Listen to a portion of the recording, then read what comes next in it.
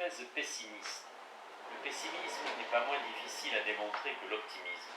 Il n'est pas moins impossible de fonder une morale solide et objective sur un système que sur l'autre. Le pessimisme a pour principe la possibilité d'une comparaison scientifique entre les peines et les plaisirs, comparaison dans laquelle les peines emporteraient la balance. Ce système peut s'exprimer ainsi. La somme des souffrances forme dans toute vie humaine un total supérieur à celui des plaisirs. D'où l'on conclut la morale du nirvana. Mais cette formule qui se prétend scientifique n'a guère de sens. Veut-on comparer les douleurs aux plaisirs sous le rapport de la durée? Le calcul serait évidemment contraire aux pessimistes, car dans un organisme sain, la douleur est généralement courte. Veut-on comparer les douleurs aux plaisirs sous le rapport de l'intensité? Mais ce ne sont pas des valeurs fixes de même espèce, l'une positive, l'autre négative, l'une pouvant s'exprimer par le signe plus, l'autre par le signe moins. Il est d'autant plus impossible d'établir entre tel plaisir particulier et telle douleur une balance arithmétique que le plaisir variant en fonction de l'intensité du désir n'est jamais le même dans les deux instants de la vie et que la douleur varie également selon la résistance de la volonté.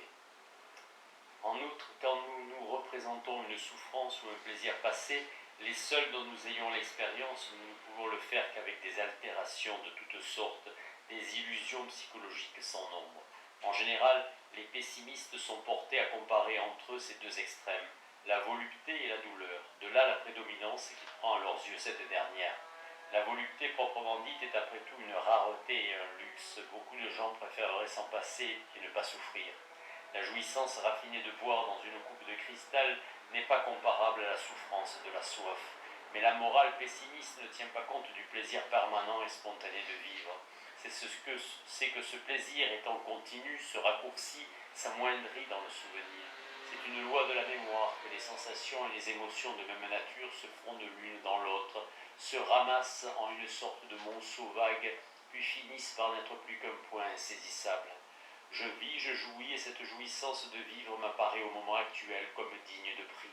Mais si je me rapporte à mes souvenirs, je vois se mêler la sérénité finie de ces moments agréables qui font la trame de la vie. Je les vois se réduire à peu de choses, parce qu'ils sont semblables et non interrompus.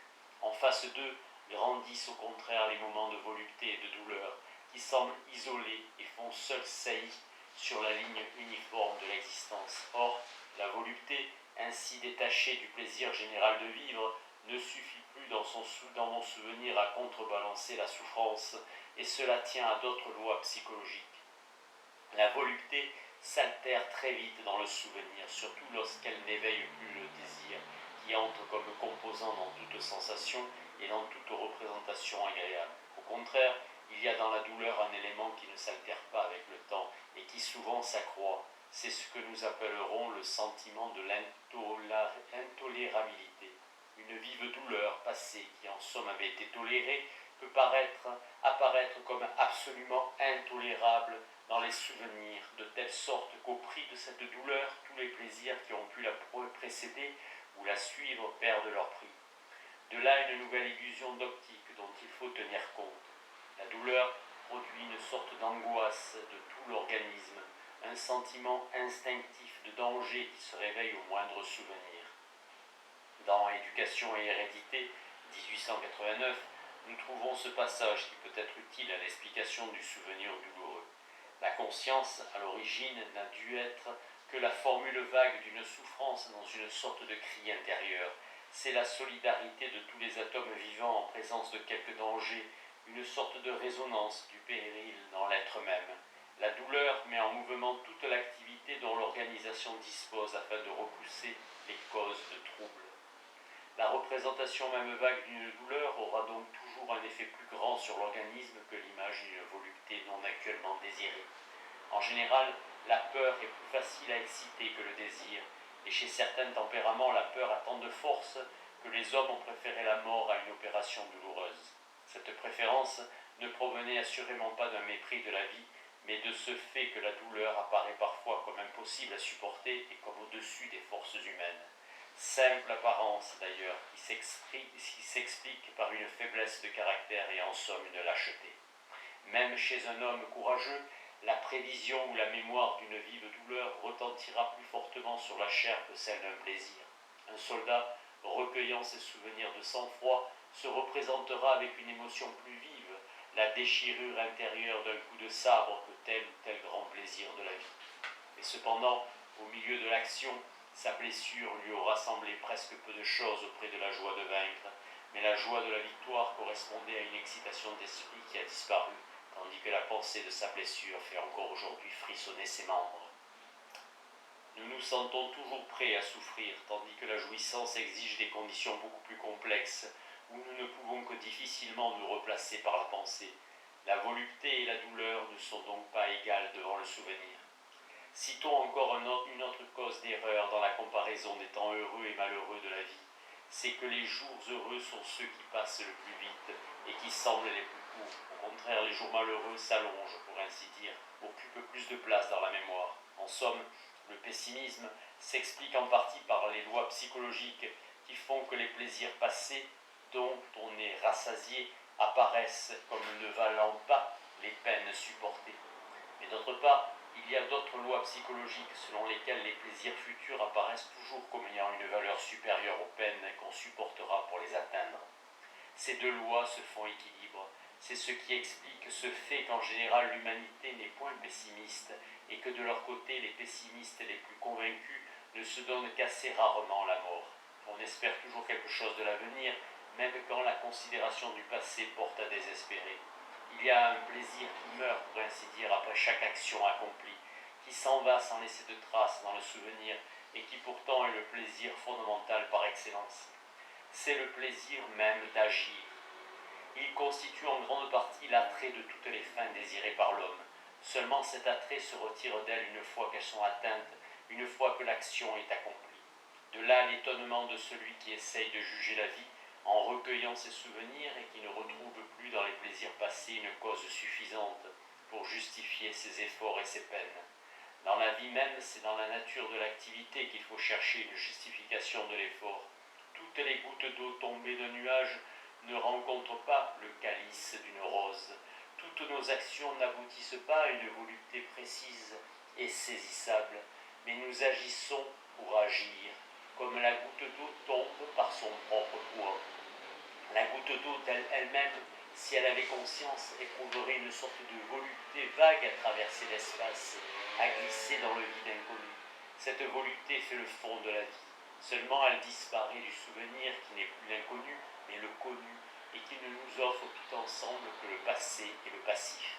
La morale pessimiste repose donc non sur un raisonnement scientifique, mais sur une pure appréciation individuelle où peuvent entrer comme éléments bien des erreurs.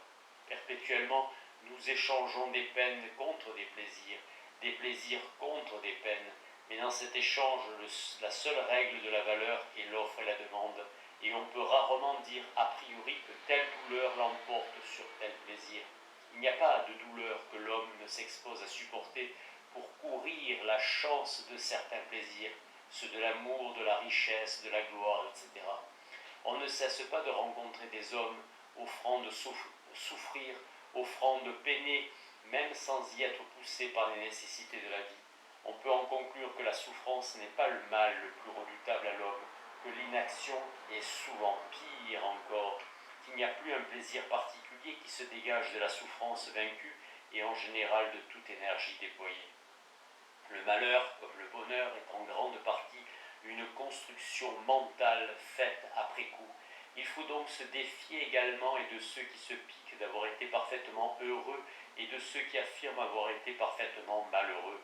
Le bonheur achevé est fait avec du souvenir et du désir, comme le malheur absolu avec du souvenir et de la crainte. Nous n'avons presque jamais eu conscience d'être pleinement heureux, et pourtant nous nous souvenons de l'avoir été. Où donc est le bonheur absolu s'il n'est pas dans la conscience? Nulle part, c'est un rêve dont nous habillons la réalité. C'est l'embellissement du souvenir, comme le malheur absolu en est l'obscurcissement. Le bonheur, le malheur, c'est précisément le passé, c'est-à-dire ce qui ne peut plus être.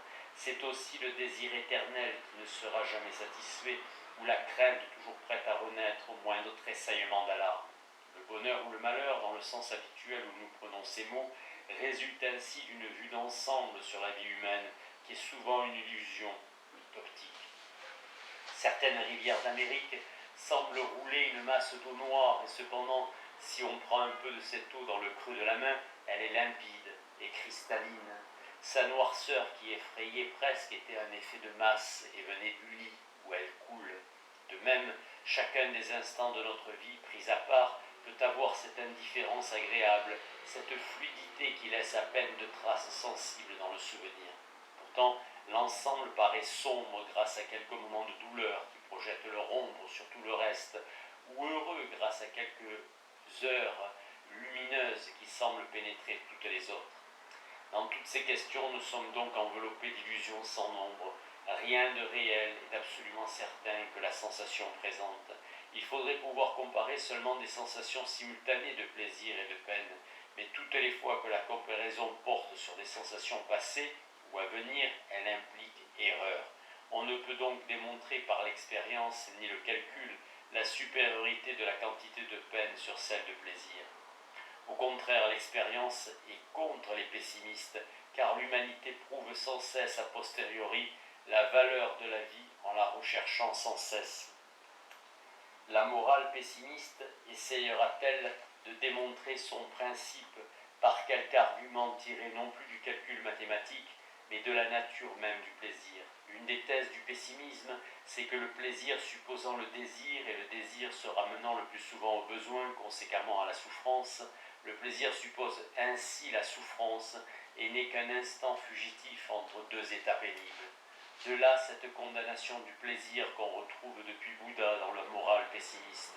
Mais il est très inexact de représenter ainsi le plaisir comme lié à une douleur, parce qu'il est lié à un désir ou même à un besoin. Ce n'est qu'à partir d'un certain degré que le besoin devient souffrance. La faim, par exemple, est douloureuse, mais l'appétit peut être fort plaisant à ressentir. L'aiguillon du besoin n'est plus alors qu'une sorte de chatouillement agréable. Loi générale, un besoin devient agréable chez tout être intelligent, toutes les fois qu'il n'est pas trop violent et qu'il a la certitude ou l'espoir de sa satisfaction prochaine. Il s'accompagne alors d'une anticipation de jouissance.